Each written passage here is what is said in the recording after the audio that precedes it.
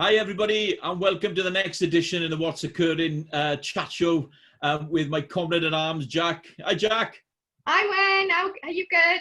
I'm very well. I'm very hot.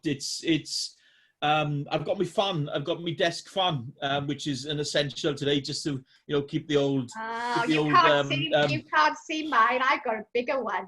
Oh God, it's. I don't think I've ever complained in Wales that I'm missing the cold weather because I wear shorts in the winter. In fact, I haven't worn trousers since lockdown. Not that everybody at home wants to know about. Oh, too much detail. I'm not going to get my legs out, so don't worry about it, everybody. But I've got the call centre specialist. We got Gary Gormley on our show today. Hi, Gary. How are you, bud? Hello. I'm loving the fact you call it a chat show. It's great. I feel like probably Jonathan Ross. It's changing every week. It's changing every time. I forget what I said the previous week, so I don't know what it's going to be next week. I can now add it to my resume to say I've been on a chat show. Yeah. Just don't call me Jonathan Ross. Yeah, there's no green room and there's no mind you might have alcohol because everybody's working from home now. That's one thing we haven't done a review on, Jack. And I'm a little bit of a passionate fan of red wine, as you know. I posted something on LinkedIn today, actually, which. Yeah, I did see your post with your picture of your red wine. It's anticipation, it's proactivity. Doesn't Stephen Covey talk about being proactive ahead of the weekend? Start with the end in mind. Start with being drunk.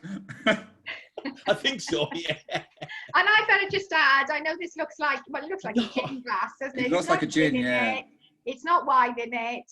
It's water. Guys, what we're gonna do then? I mean, the usual format. So we've Gary's kindly said yes. He's happy to come on the interview, on the show, on the recording, and chat about life in the call centre and life in the contact centre, and give a little bit of background to his expertise and the professionalisms and things that we don't tend to see. What goes on behind the scenes. What we have a tendency to see is what we've got and what our interpretation is from our end as people that call into these companies or get called by these companies. I mean, Jack, you've got your own sort of experiences. So without any further ado, guys, because I know timing is always our issue, Jack, because we did one a couple of days ago and we set ourselves a time of 15 to 20 minutes and we ended up with 33 minutes. And I have to say, so I'm just going to say, stop rambling then, Wayne. Okay, I'll shut up then. Over to you then, Jack. Over to me. Well, thank you very much. I'll showcase myself in the chat show. So yeah, I'm Gary Gormley. I run my own business, which is Fab Solutions, and that stands for Forensic About Business. But because that's a mouthful, I just call it Fab Solutions. And I've been more widely known in the contact center space. So prior to setting up my own business, I spent a good 16 years thereabouts in the contact center environment. So I've had pretty much majority of the t-shirts that you can have in a contact center. They're actually doing the job to running the show. So I've kind of got a breadth of experience about what to do, what not to do, because we've all made those mistakes. Mm-hmm. And then I've kind of now in a really great position to be able to kind of work with other contact centers and other kind of like leadership teams and training teams to kind of help look at some of the nuts and bolts of what happens in their contact center and see where I can help. Fantastic. And I know we've both been really looking forward to chatting to you today, particularly talking about a subject that's close to my heart, which is contact center culture. And similar to you, my background has been contact centers 27 years or so. Within like a day over 21. Contact centers. Hence why I dyed the hair. Sorry, I'm sorry. You left yourself open for that one, Jack. I'm sorry. I'll put it back on so I can't see now. Carry on. I'll shut up. So I'm really interested to hear your thoughts, Gary, in terms of what you think the current challenges are being faced by contact centres at the moment in terms of the culture. Do you know what? I've run my own contact centre networking events, and we've literally just had one today. And one of the topics that we're talking about was it was themed around employee engagement and employee well-being. And there was some really great stats that came out around employee well-being and kind of mental health and mental well-being. And I think I saw something on LinkedIn just recently saying 65% of people are really anxious about coming back into the contact center for fear of their health. And around about 60% of people within the age bracket of about 22 to 36 have left jobs for mental health reasons. So I think the biggest challenge that we've got in the contact center space at the moment, whilst most people probably think it's technology and how do we kind of make technology work for us, that challenge has kind of almost now been done. The technology side of things has been done because we've moved operationally big units into the home environment. So if somebody had said 12 weeks ago, what's your biggest challenge? It's like, how do I get this remote contact center running efficiently? I think the challenge that we've got now in the contact space is how do we create the right infrastructure for our people to successfully move back into the office environment and do that safely. But also, how do we think about the actual infrastructure and the operating model that we've got to say, actually, is home working right for people? Is the office environment now right and fit for purpose? So for me, I think it's now thinking about what the future of the contact center looks and how that fits in with the people that we originally recruited as office workers, who for a time probably are feeling the furore and the empowerment of working from home, but actually signed up to being an office worker because they enjoy that climate, they enjoy that culture, they enjoy that interaction, and managing that kind of whole that whole new culture now, and that whole kind of mental well-being state, and kind of making sure that it's right for people as they return back, and making sure that we support the managers within that environment as well. Absolutely. And I guess some contact centres will find that transition less challenging, because I know when I worked in the Tesco contact centre, which was a very large contact centre based in Cardiff, housing I think about 1,200 employees, but they had quite a big proportion of their teams actually were home workers. So for a centre, I guess, that already had a proportion of people working from home, it's possibly less challenging, do you think, going forward? Whereas some others, it's been a new concept, I'm sure. Yeah, and I think where it's a new concept, there is that there's that kind of peak and trough, isn't there? So there's initially a peak in performance because it's new, it's exciting, and actually it's something that some people have wanted for a long time, and now they've got it. They're more engaged and they're more charged up to do it. And then you've suddenly got that kind of curve where people now want that social interaction, they want that engagement. They're probably feeling a little bit more comfortable at home, so maybe productivity starts to wane as they realise maybe what they can get away with, or like not getting dressed in the morning, having this on. So I think it's interesting, and it's interesting to see how it's going to pan out, and how when we bring people back into the office environment, what percentage of people we bring back, and how performance changes over time. I mean, interesting, because I mean, I've done recent posts of the last couple of weeks, probably 10 days. And I do operational change. I mean, I do quite a lot. What I do with companies, it's sort of training programs. But I've been asked to put a lot of reactions to change and managing change, and it's a huge thing. And that BAU, what is the BAU of tomorrow going to look like in relation to? So, question for me then: what factors are the biggest influence on cultures now in contact centres? Pre and post. During and post. What do you think? So I've spoken to a number of people during lockdown. It's because it's the only thing you can do is you can talk to people, and you just Zoom and you ring.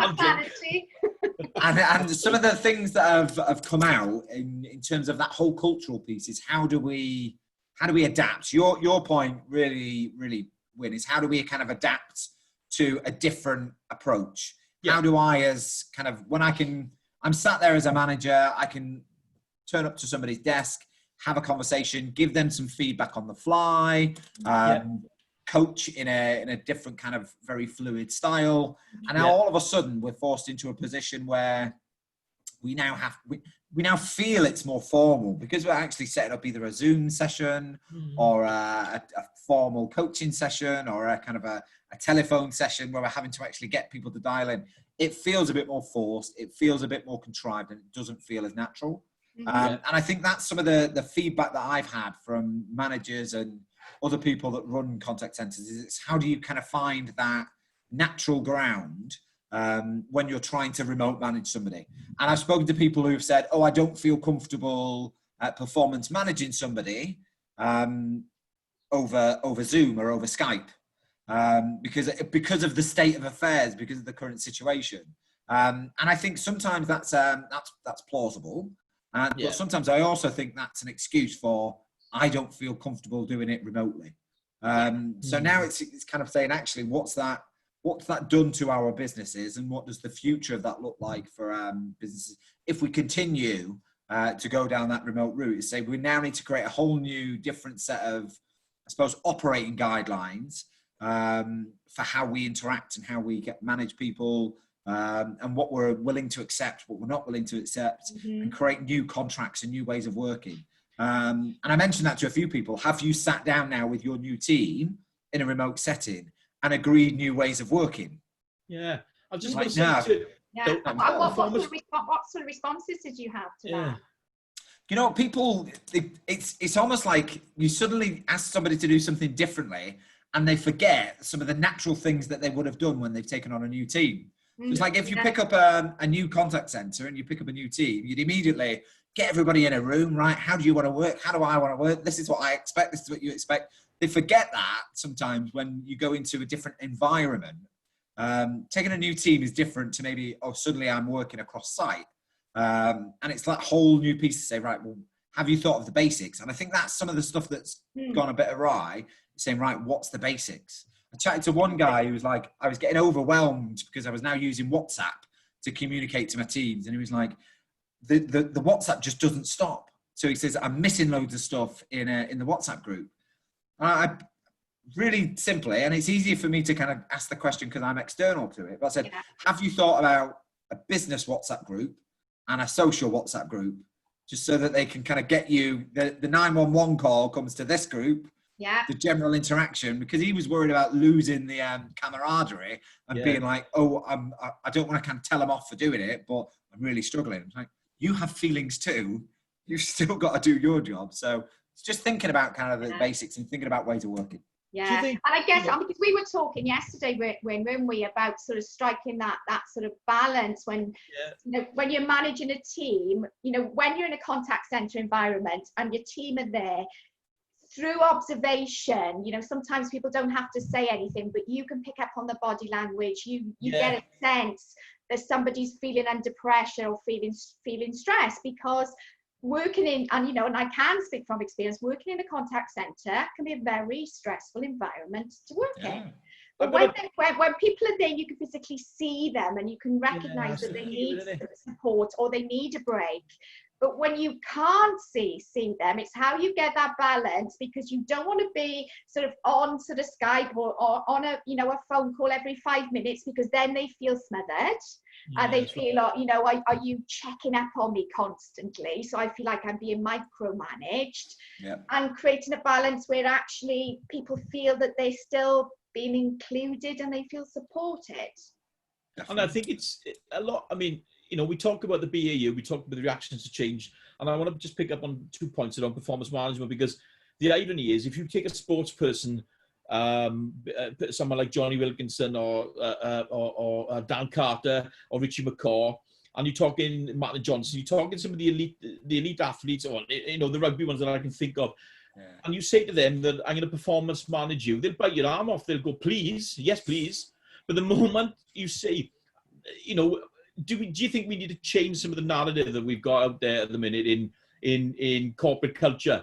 Because we take corporate culture and we go through things like, you know, what the motivators are. You know, when Hertzberg talks about his hygiene factors and he talks about his motivators, you know, salary isn't the motivator. It is a hygiene factor to get them into the workspace. The motivators that is the praise. Again, coming back to Jack's point and bring yours in, where does that balance? do you maintain that level of engagement? Do you maintain that level of control? How often you check in with people? And we are now having to adapt people that have been face-to-face managers to remote management, to managing people though at a different environment. They're at home now, where they've got their creature comforts around them. So they're not only got to adapt to the new situation, and they haven't had a choice. You've got to do it. Go. Lockdown. I think there's a brilliant analogy here, and I've had this discussion with a few people, is pre-COVID, if you'd have sat in a contact centre, and you've probably seen these in terms of flexible working requests and kind of all sorts of requests to kind of work from home in the contact centre. Usually it's a big rubber stamp, denied. The business rationale is it's just not conducive to our way of working. Yeah. We need office-based people. And then all of a sudden, just over 12 weeks ago, we said, oh, actually, it's fine. Our business model will now allow you to work from home. And it'll be interesting to see all those conversations that now come back, is to say, so now I'm coming back into the office. I've worked from home for the last 12 weeks. We've proven that it works being able to work from home. I'd like to make that a permanent fixture now. And that no now is like, what's your reason for saying no? Yeah, that's an interesting. The reason, generally, I speak from experience, but generally, I think the reason why we've said no in the past isn't because it's not conducive to the working environment. It's maybe because we don't necessarily have all the trust that people will do the job that we want them to do. What I said about I can physically see. Yeah, people and I think it goes back to me. I think we talk about in kind of contact centres sometimes parent-child relationships, adult-to-adult relationships, and I think what this has done now is it's enabled us to have more adult-to-adult conversations with our people, because they have to do the job. They have to kind of do it from an environment where they're not watched or they're not kind of visible. So we've had to give a little bit more rope. And it'll be interesting if we revert back to parent-child culture when we bring people back into the office, or when how we manage them. Point. Yeah, I mean, you mentioned about performance management there, Wyn, and obviously you brought in the sports element. But I think sometimes it's about, does it have to be called performance management? Because performance management, in most people's minds, is I'm doing something wrong, and you're going to, performance manage me. Whereas I saw an instant change in people's mindsets. Again, and I talk about Tesco because while I was there, I saw lots of really positive changes. I'm not saying it was, a perfect contact centre. I don't think there's such a thing, but they were always willing to look at different ways of doing things. And one of the key things that they brought in the last 12 months that I was there was they called it supporting your performance. So performance management was no more. You didn't mention those words. It was all about the narrative, supporting your performance. And for me, I just thought, why haven't we always called it that? Because that's what, in effect, you're doing. I like that analogy, actually. I think it's the softer side of it, isn't it? Yeah, absolutely. And of course, I think. So go on, Wyn. No, I'm just going to say, how long are these statements been in play? You go back to, and I know I've commented on this in quite a lot on some of the chats that Jack and I have had on this, and I think I made a point of referencing it on LinkedIn a couple of weeks ago. When Parliament, they had to go over to Zoom, and everybody had to adapt to it that instantaneously. They didn't have a choice in it. They had to go, social distancing, lockdown, etc. So they were then conducting, the Speaker of the House was there, but they were conducting all of the debates and discussions in an orderly fashion, because you can only speak at a point, and you actually, and I talk about the efficiency now in things like that, where you're actually hearing relevant and pertinent points. You've got your slot. He tells them 2 minutes, 3 minutes. You speak, you move on, and you're being heard. And you haven't got that bustle that goes on behind the scenes where everybody, the craziness that goes on in there. That environment, that culture. We've spoken a lot about culture. That culture's been there for 400-500 years. About time it got changed. But then Jacob Rees-Mogg then publicly said that, I'm not a fan of his, never have been, never will be. I think some of the things he said has been defamatory and not good.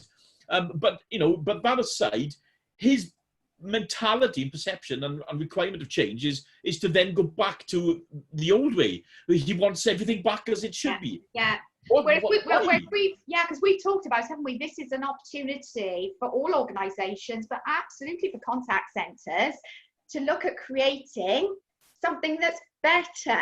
Yeah. Not about taking it back to how it was pre-lockdown, but an opportunity to create something better. And I guess, because we're all obviously from a training background, I'm really interested to hear your thoughts, Gary, in terms of how you feel that training and coaching moving forward into the new norm, whatever that will look like, can help to support a contact centre culture. Yeah. So it's really interesting point that you make, because I think there is something now, whereas historically, and I've used the technology before, but there's almost like screen sharing technology and video technology that exists within contact centres that we've shied away from before, because the agent doesn't want to be on the screen, or the customer doesn't want the face on there. And I think that could actually become a newer norm now, because people are so used to the convention of Zoom and so used to being on screen and kind of really understanding that. So I think that could be a new norm in terms of how we service customers. In terms of that training environment, what I think it does, I think it creates more flexibility to have more access more broadly to how people want to do training and how people want to be educated in terms of how they do their role. And I think what it does do at the same time is it forces the training community to innovate with how they do different learning practices and different learning styles, and whether you do Zoom rooms or whether you do whiteboards, and thinking about how you can communicate the point that you're trying to make more effectively, maybe using different visuals rather than maybe death by PowerPoint or different kind of breakouts and things like that. So I think it will force us to be a little bit more innovative in the approaches that we take with either training or with meetings or with anything. It's enabled us, hasn't it, to become more innovative in terms of, I don't know how much you use Zoom or any other platform, Gary, prior to lockdown. I can openly admit that I used it for one-to-one coaching, for career coaching, because the people I'm coaching are at a completely different location, and it's much easier to do it on a one-to-one basis over Zoom. But from a training capacity, it never even crossed my mind. Well, think about this at the same time, though. We're usually restrictive to the encatchment area that we recruit for. So if you're in Wales, you'd usually recruit from Wales. Now we've got, if we think remote working is a brand new kind of concept, and actually we're not restricted by that. So actually the pool of talent that we can go and canvas has now become exponential in terms of, actually, I don't have to think about it. I can recruit from wherever I want to recruit. Bringing in a point. I did a coaching session with one of my clients 2 weeks ago, and the client was a UK resident, works for an American bank, who now lives in Australia. And this is, I go back to probably the tail end of last year where he emigrated out and literally picked his job up and took it with him, because he works. But I've noticed one of the clients that myself and another acquaintance have put a piece of work through, and we did a set. We just literally waiting tomorrow or Monday now to see if we've won the tender on it. On the training needs analysis that we did as part of the pitch that we did with them, and Jack knows Sarah as well. And this piece of work, and this company is growing. They've grown 10 times over the last 12 months.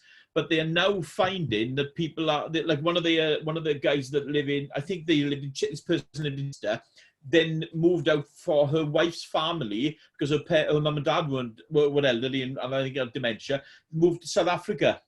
But he just said to them, listen, I'm moving to South Africa, and their attitude was, well, you actually can do your job anywhere, take it with you, emigrate, move, sell up, go, but the job came with them. I think the cultural change but the allowance, and I think if, you know, to manage that is difficult because we've got two sides of the coin. Bring back your performance management from the side of it, is managing the expectation from the person who's going to be performance managed, but also from the perspective of the manager doing the performance management.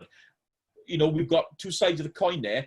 That key of it is, and you mentioned about that engagement, but you also made another key word is that level of empathy. So how do you think we can build a bridge to bring empathy, you know, in on this with all of these innovative, oh God, you know, what? A manager of mine always said something wise. It should never be a surprise.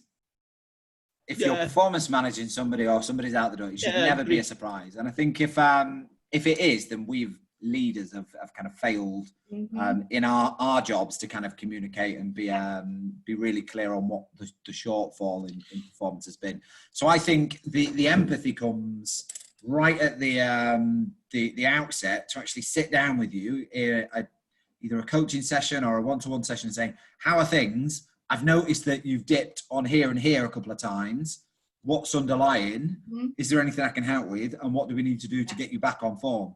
And it's sometimes we avoid those difficult conversations because we're not comfortable dealing with those. But then ourselves.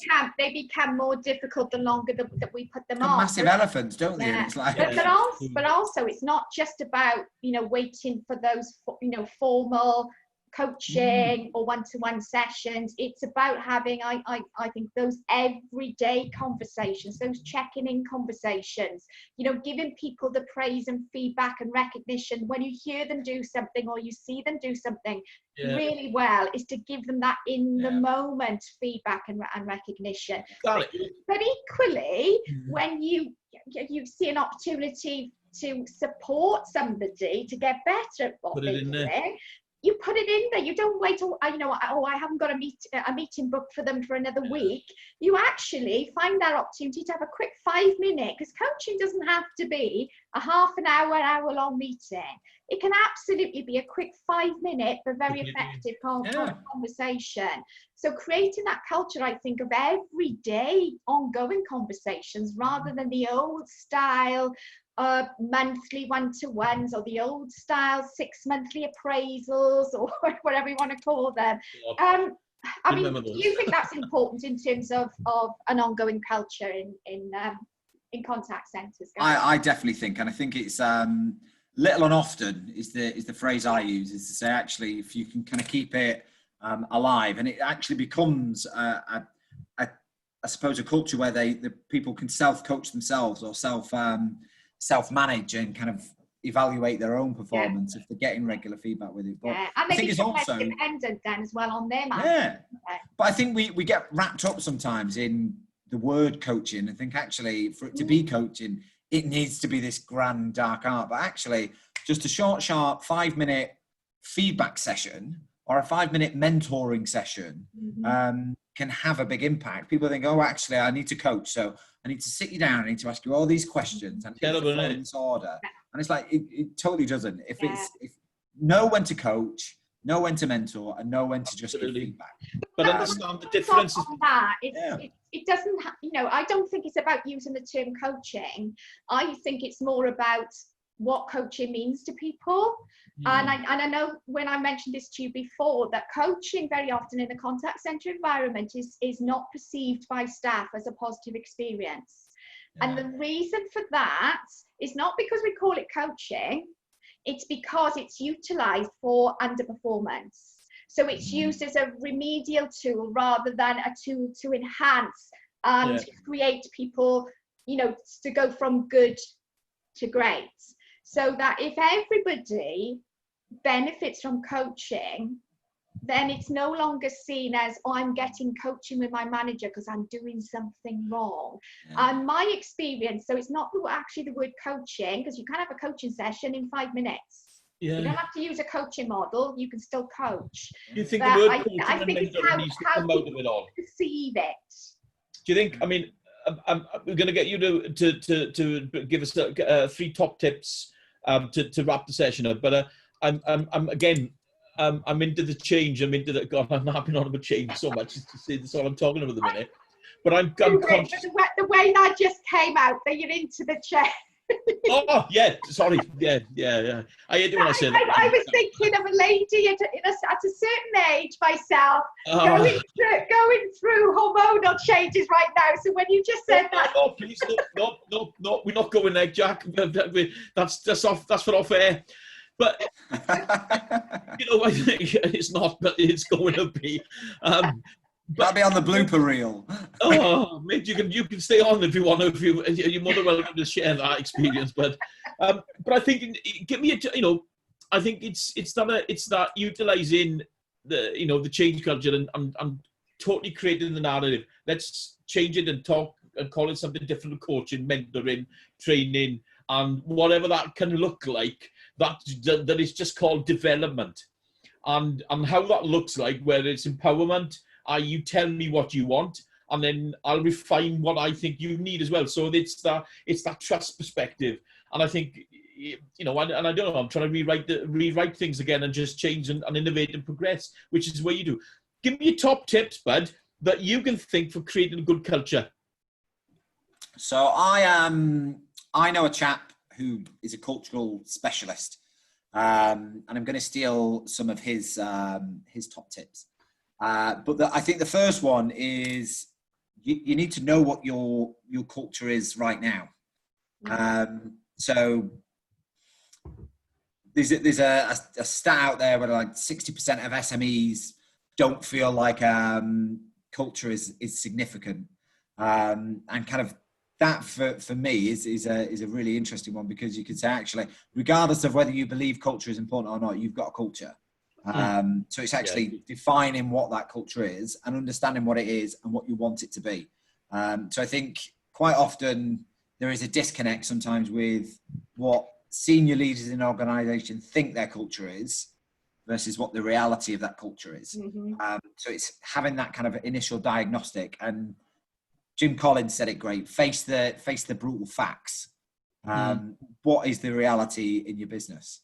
And then there was another analogy that this chap gave around communication, and he talked about the Airbnb approach to culture, where the kind of senior leaders come around the table and they talk about what does he refer to it as? What's the elephants, dead fish, and vomit. And they had these regular sessions where let's get all the elephants in the room out. Let's talk about the dead fish, the things that we thought had gone away but haven't, that are still stinking up the place. And then let's kind of give you an opportunity to get things off your chest. What's the vomit that gets off your chest?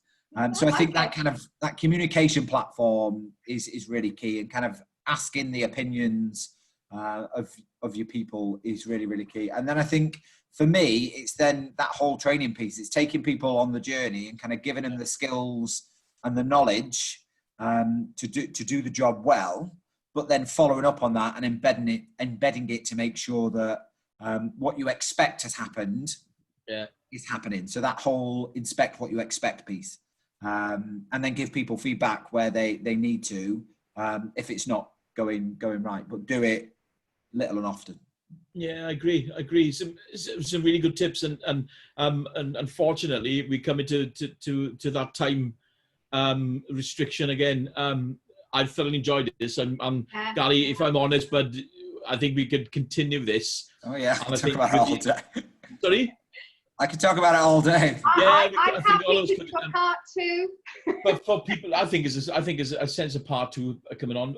But I think from a people development and a perspective of understanding cultural change, cultural adaptations, cultural innovations, and thinking outside the box, I think we touched on some really, really great stuff. So from both Jack and I and what's occurring, there wasn't a script, as you know, but and neither of us will lie to you. Oh God, I hate those things. I gotta stop saying those. There's so many. You're gonna have to come up with a new one, Wayne. I have got to, and I'm sorry. People are looking, thinking, "Oh, not again." Sorry, apologies. People who never watch Gavin and Stacey won't have a clue what you're going on about anyway. Neither do I. Yeah, they look at me and probably, and I look at the back of these, and I think I have no idea what I just said, but why I said it. But they just come out. Yeah. But Gary, listen, thank you for your time today, bud. No, thank you very much for including me. It's been a great conversation. Really enjoyed it, Gary. Yeah, it's been good. See you soon. Yeah. See you soon. Bye, Take care. everybody. Bye. See you again. Bye bye.